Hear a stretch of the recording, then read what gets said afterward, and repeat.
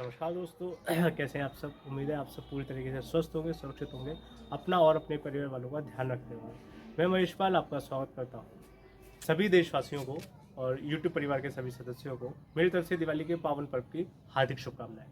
उम्मीद है आप लोगों की दिवाली उसी तरीके से बने जिस तरीके से आप लोगों ने सोची हो, सेलिब्रेट करने की, खुशियाँ बांटने की। ऊपर वाले का आशीर्वाद आप पर बना रहे।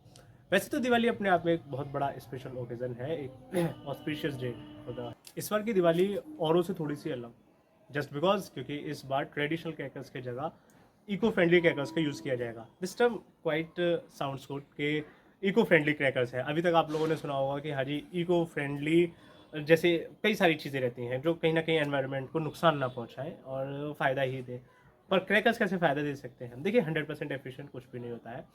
जहाँ पर एज़ कम्पेयर जब हम करते हैं कि जो पुराने ट्रेडिशनल क्रैकर्स हुआ करते थे, जो कि बहुत ज़्यादा इम्बैलेंस कॉज करते थे या फिर किसी भी तरीके का नुकसान पहुँचाते थे, उनके कंपेयर में ये वाले जो क्रैकर्स रहेंगे, ये थोड़ा कम नुकसान पहुँचाएँगे। नुकसान तो पहुँचाएँगे, ये चीज़ तो रहती है, बिकॉज़ क्रैकर्स है, एक्सप्लोजन होना है, बस्ट होना है, ये सारी चीज़ तो होती है। ग्रीन क्रैकर्स का एक्चुअल में कंसेप्ट क्या है? ग्रीन क्रैकर्स से इस बार सीएसआईआर की लैब, सीएसआईआर की एक लैब नीरी, NEERI, नीरी क्या है? National Environmental Engineering Research Institute, NEERI lab ने ग्रीन क्रैकर्स को तैयार किया। हर बार ये चीज़ सुनने को मिलती है कि पॉल्यूशन कॉज हुआ, एयर क्वालिटी इंडेक्स हो गया, एनवायरमेंटल स्ट्रेसेस वगैरह वगैरह, इन सभी चीज़ों से। अच्छा, ये वाला जो प्रोजेक्ट तो बहुत पहले से चल रहा था, because her bar supreme court के पास में इस तरीके के रिट्स जाते हैं या इस तरीके की इन्फॉर्मेशन जाती है कि it will damage the environment and it will cause imbalance to the environment और इस तरीके की चीज़ें। तो इन्हीं सब चीज़ों को ध्यान में रखते हुए ये चीज़ चल तो बहुत पहले से रही थी। और ये प्रोजेक्ट, ये जो ग्रीन क्रैकर्स का प्रोजेक्ट है, ये काफ़ी पहले से चल रहा था, पिछले 3 साल से लगभग। और 3 साल बाद में इस बार इसको इम्प्लाई किया गया। अच्छा, इसके एडवांटेजेस बहुत सारे हैं। एडवांटेज कुछ इस तरीके के, जैसे कि जब हम कंपेयर करते हैं ट्रेडिशनल क्रैकर्स और ग्रीन क्रैकर्स को थोड़ा सा, तो हम ये देखते हैं ट्रेडिशनल क्रैकर्स में क्या है, बीडियम नाइट्रेट यूज़ होता है। बीडियम नाइट्रेट इज़ वेरी हजार्डस, है ना, बहुत ज़्यादा नुकसान पहुंचा देता है और एक्सप्लोसिव होता है काफ़ी ज़्यादा। साथ के साथ में साउंड और लाइट बहुत तेज़ी से प्रोड्यूस होते हैं along with the air pollution. तो ये सारे के सारे ट्रेडिशनल क्रैकर्स की कैरेक्टरिस्टिक्स रही। अगर इसकी बात की जाए ग्रीन क्रैकर्स में, कंपेयर जब हम करें दोनों को, तो आपको ये चीज़ देखने को मिलेगी कि ग्रीन क्रैकर्स जो है, एक तो साउंड इंटेंसिटी पहले से कम, ये वाली चीज़।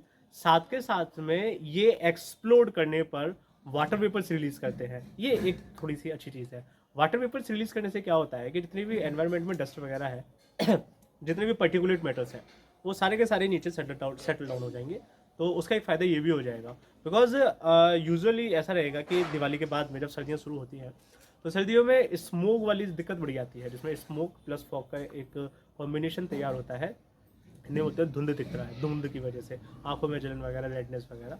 तो उन्हीं सारी चीज़ों की दिक्कतें कहाँ से अराइज हुई? Due to this pollution. अभी जब एनवायरनमेंट में पहले से ही इतना ज़्यादा एमिशन होगा, तो डस्ट पार्टिकल्स उतने ज़्यादा नहीं रहेंगे। तो होपफुली ऐसा हो कि स्मोक का कंसंट्रेशन भी कम हो जाए। साथ के साथ में बात अगर करें एयर पॉल्यूशन की, तो जो ग्रीन क्रैकर्स हैं, ग्रीन क्रैकर्स ट्रेडिशनल क्रैकर्स के कंपेयर में 30% कम एयर पॉल्यूशन करते हैं। तो कहीं ना कहीं ये पॉइंट भी एडवांटेजियस हो गया।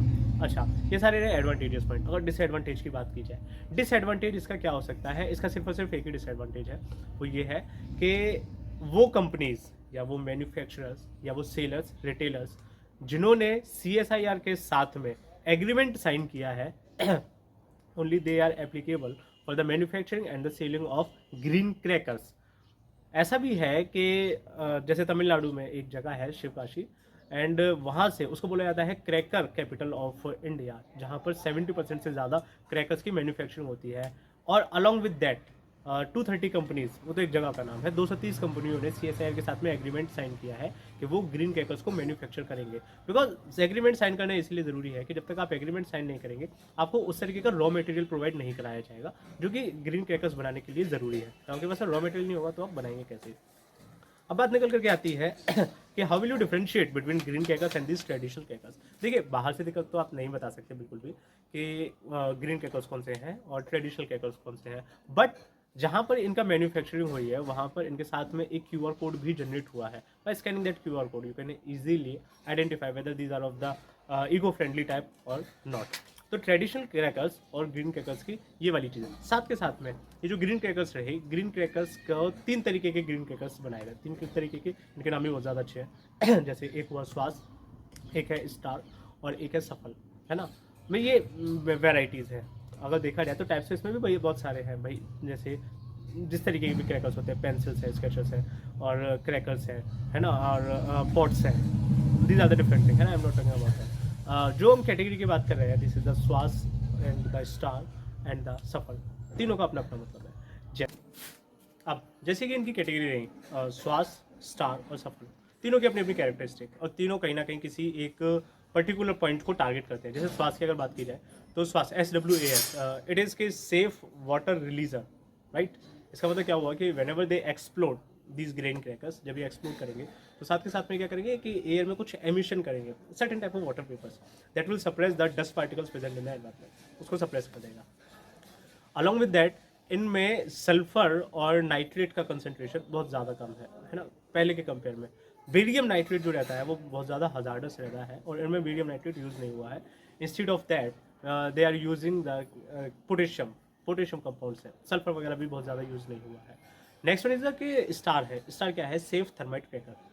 थर्माइट क्या होते हैं? These are the composite compounds of metal oxides, metallic compounds रहते हैं थर्माइट्स वगैरह, जो कि बहुत ज़्यादा हैवी साउंड इंटेंसिटी प्रोड्यूस करते हैं। अब ग्रीन क्रैकर्स में ये वाला फ़ायदा, ग्रीन क्रैकर्स में बहुत ज़्यादा साउंड इंटेंसिटी वाली चीज़ ही नहीं है, बिकॉज उस तरीके के कंपोनेंट्स उन्होंने यूज़ नहीं किए, जो आपको बताया कि इसके सल्फर और नाइट्रेट के सॉल्ट्स वगैरह। नेक्स्ट वन इज द सफल। सफल है, सफल क्या है कि safe minimal aluminium concentration along with that, ऐसा करके कि एल्यूमिनियम का कंसनट्रेशन जो है वो बहुत ज़्यादा मिनिमम किया गया, क्योंकि एल्यूमिनियम काफ़ी ज़्यादा एक्सप्लोसिव हो जाता है। इंस्टीड ऑफ दैट कुछ नहीं होता कि एल्यूमिनियम नहीं मिला रहे हैं मेटल में, तो कौन सा मेटल मिला है? They are using magnesium. Magnesium भी रिएक्टिव है, and magnesium is a higher more reactive as compare to aluminium, पर हजार्डस इफेक्ट उतने ज़्यादा नहीं है जितने कि एल्यूमिनियम के।